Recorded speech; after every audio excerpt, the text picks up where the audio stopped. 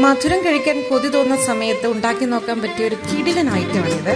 അപ്പോൾ ഈ ദീപാവലിക്ക് ചോക്ലേറ്റ് കേസരി ബോൾ നമുക്ക് തയ്യാറാക്കി നോക്കാം. അപ്പം ഞാനിവിടെ നല്ല ക്വാളിറ്റിയുള്ള ചോക്ലേറ്റ് പൗഡറാണ് എടുത്തിരിക്കുന്നത്. അതുകൊണ്ടാണ് ഇത്രയും നിറവ്. ഇതിൻ്റെ കൂടെ വെള്ളവും പാലും പഞ്ചസാരയും ചേർത്ത് നമുക്കൊന്ന് തിളപ്പിച്ചെടുക്കാം.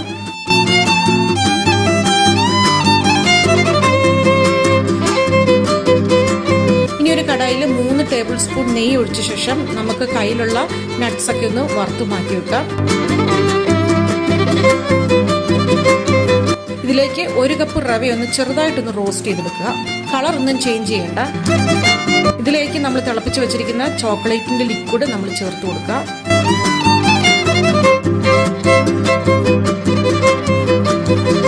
നന്നായിട്ട് ഇളക്കിയ ശേഷം ഒരു 1/4 ടീസ്പൂൺ ഉപ്പ് ചേർത്ത് കൊടുക്കാം. ആവശ്യത്തിന് നെയ്യ് ചേർത്ത് കൊടുക്കാം. വറുത്ത് വെച്ചിരിക്കുന്ന നട്ട്സുകൾ ചേർത്ത് കൊടുക്കാം. 1/2 ടീസ്പൂൺ വാനില എസൻസ് ചേർത്ത് കൊടുക്കാം. നന്നായിട്ട് കുറുകി ഈ പരുവാകുമ്പോഴേക്കും നമുക്ക് നിർത്തി കൊടുക്കാം. കേസരി നല്ല സോഫ്റ്റ് ആയിട്ടാണ് ഇരിക്കുന്നത്. ഇത് ചെറു ചൂടോടുകൂടി തന്നെ നെയ്യ് കയ്യിൽ തടവിയ ശേഷം ഒന്ന് ഉരുട്ടിയെടുക്കാം. ഇത് നമ്മൾ ടേസ്റ്റ് ചെയ്തപ്പോഴേക്കും ചോക്ലേറ്റ് ഫഡ്ജോ അതോ ചോക്ലേറ്റ് ലഡു ഒക്കെ ആയിട്ട് നമുക്ക് തോന്നി. അപ്പോൾ എല്ലാവരും ഒന്ന് ട്രൈ ചെയ്ത് നോക്കണം. അപ്പോൾ എല്ലാവർക്കും ബൈ, താങ്ക് യു.